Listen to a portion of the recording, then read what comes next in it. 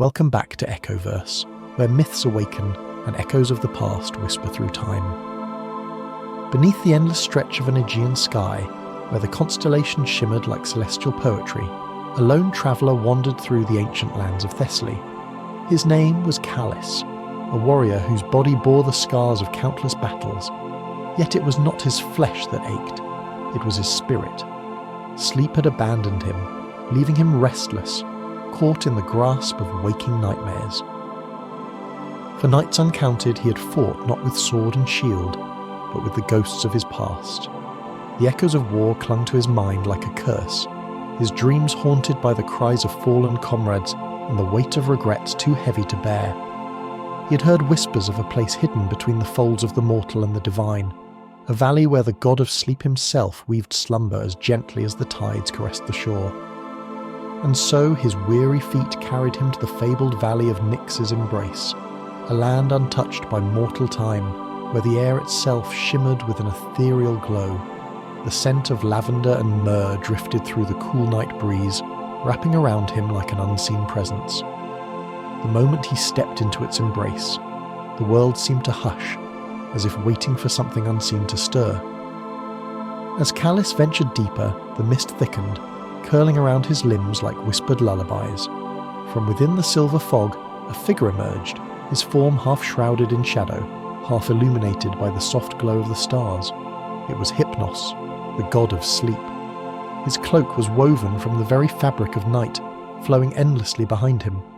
Golden wings, soft as a whisper, yet strong as time, rested upon his back, catching the faint light of the moon. In his hand he held a single poppy flower, its petals glistening with the essence of dreams. "Traveller," Hypnos spoke, his voice smooth as still water. "You walk the path of the restless. Your heart is burdened with echoes of the past. Why do you resist the gift of slumber?"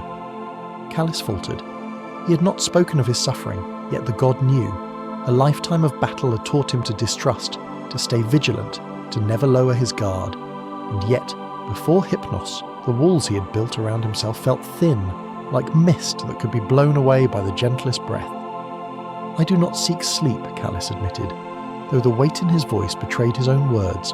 "I seek peace." Hypnos regarded him with an expression unreadable yet infinite in its depth. "Then you seek what only dreams can grant." With a graceful motion he extended the poppy toward Callis. The fragrance that emanated from it was unlike anything of the mortal world. It smelled of nostalgia, of forgotten joy, of warmth and safety long lost. Callis hesitated. If he accepted, he would have to surrender to something greater than himself, something he had fought against for so long. But his body, his soul, could resist no longer. With a trembling hand he took the flower. The moment Callis inhaled its scent, the world around him shifted. The ground beneath him softened into a bed of moss, cool and inviting. The stars above swirled into ethereal trails of light, and the mist curled into shifting forms, whispering in forgotten tongues. He closed his eyes, then he was falling. Not a terrifying fall, but a gentle descent, as if he were a feather drifting through an ocean of midnight blue. The sound of waves lapping against the shore filled his ears, and when he opened his eyes he was no longer in the valley of Nyx's embrace. He stood upon the shore of a dreamscape unlike any he had ever seen. Golden fields stretched to the horizon, kissed by the warm embrace of a sun that did not burn but comforted. The scent of ripe olives and wild flowers danced in the air, and in the distance a figure awaited him, a woman, her face blurred by memory, yet her presence unmistakable, his mother. She smiled just as she had when he was a child. The moment his name left her lips, a dam broke within him. The weight he had carried for years lifted, dissolving like mist before the morning sun. He ran to her, and in that moment he was no longer Callis the warrior, Callis the restless. He was simply a son who had longed to come home. Beyond the veil of dreams in the celestial heights of Olympus, the gods watched with quiet reverence. Zeus, the king of the gods, stood tall upon his golden throne, his storm-grey eyes flickering with approval. "The mortal has accepted the gift," he murmured, his voice rolling like distant thunder. Beside him, Nyx, the primordial goddess of night, wove new constellations into the sky, her smile as mysterious as the void itself. Even the strongest need rest, she mused. Even warriors must sleep. In the shadows, Morpheus, the god of dreams, shaped visions from the slumbering mind of Callis, weaving memories and long-lost joys into the tapestry of his dreams. His work was delicate, a quiet artistry that only the gods understood. And in the valley below, Hypnos watched with knowing eyes. Callis would wake when it was time, but when he did, he would wake lighter, his soul unburdened, his heart no longer at war with itself. When Callis finally opened his eyes, he was no longer in the golden fields, no longer wrapped in the arms of lost memories.